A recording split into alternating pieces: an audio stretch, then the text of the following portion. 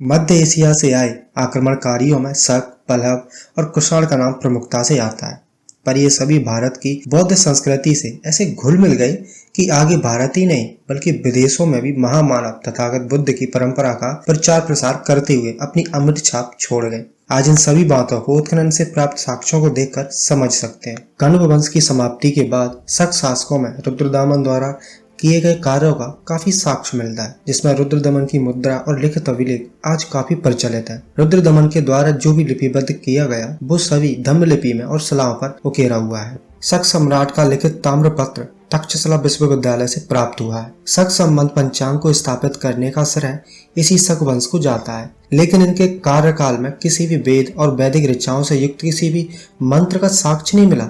आज शक शासकों को अपनी व्यवस्थित शासन और योग्य कार्यों की वजह से जाना जाता है। उन्होंने उस समय भारतीय जनमानस की भलाई के लिए कई कल्याणकारी परियोजनाओं को स्थापित किया था, जिसमें कृषि उपज को बढ़ाने के लिए जलाशय का निर्माण प्रमुख है। उन सभी कार्यों को करते हुए सभी जगह लिखित शिलालेख भी स्थापित किए, जो आज खुदाई से प्राप्त हुए हैं। लेकिन आज के कुछ लेखकों का मत है कि रुद्रदमन तृतीय का जूनागढ़ अभिलेख वैदिक संस्कृति में लिखा गया है, लेकिन उस अभिलेख को कोई भी आज वैदिक संस्कृत भाषा में लिखा हुआ दिखाने को तैयार ही नहीं है। इनके अभिलेख और मुद्रा पर जो लिपि मिली है वो प्राकृत भाषा और यूनानी भाषा की है, जिसे देखकर कोई भी ये कह सकता है कि ये वैदिक संस्कृत का लेख है ही नहीं। इसको देखने के बाद भी अगर कुछ साथियों की मान्यता है कि इस पर जो लिखावट है वो संस्कृत भाषा की ही बनती है, तो ऐसे साथियों को मैं इतना जरूर बताना चाहूंगा कि संस्कृत भाषा की लिखावट नागरी लिपि की वर्णमाला और व्याकरण के बिना संपन्न हो ही नहीं सकती, क्योंकि संस्कृत भाषा में विसर्ग, हलंत, बिंदु और चंद्रबिंदु इन जैसे कई अन्य चिन्हों का प्रयोग होता है,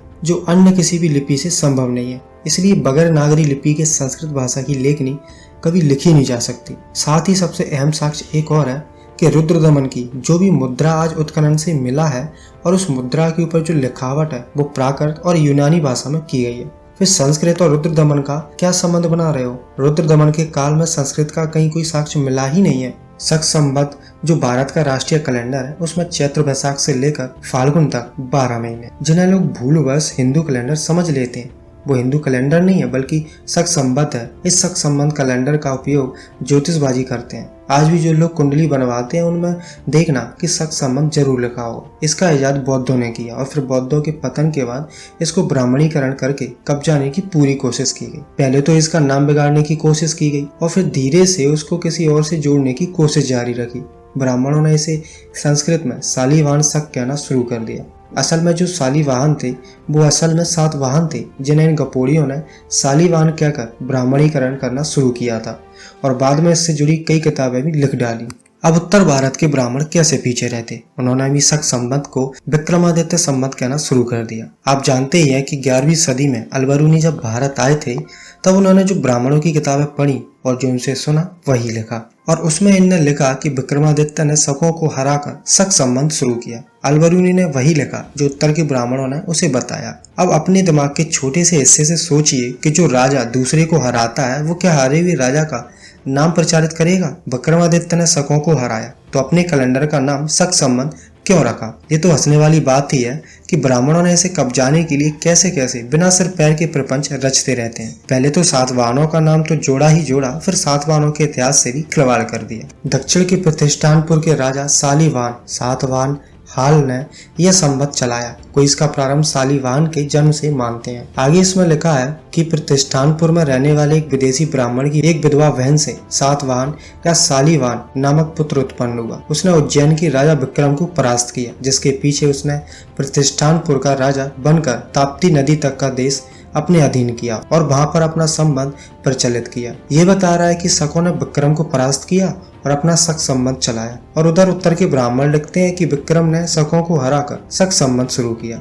इसका मतलब दक्षिण के ब्राह्मण और उत्तर के ब्राह्मण उस समय आपस में ही लड़ रहे थे और इसलिए ये संवत का नाम बदल रहे थे। आज जिस पंचांग पर वैदिक कर्मकांड टिका हुआ है उस पंचांग के निर्माता शक शासक, जिसका आरंभ ईसा से 78 ईस्वी के बाद किया गया था, जिसे आज शक संवत पंचांग कहते हैं।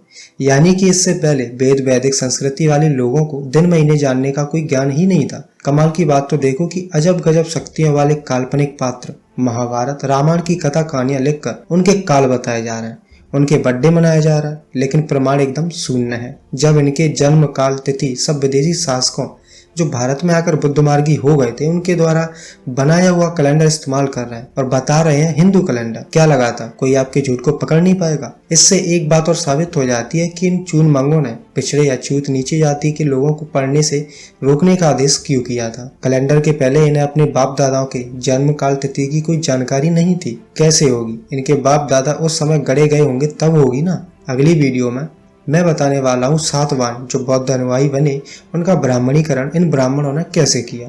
तब तक के लिए इस वीडियो को ज्यादा से ज्यादा शेयर करिए ताकि लोगों तक असल इतिहास और इनके झूठ का जमावड़ा पता चल सके।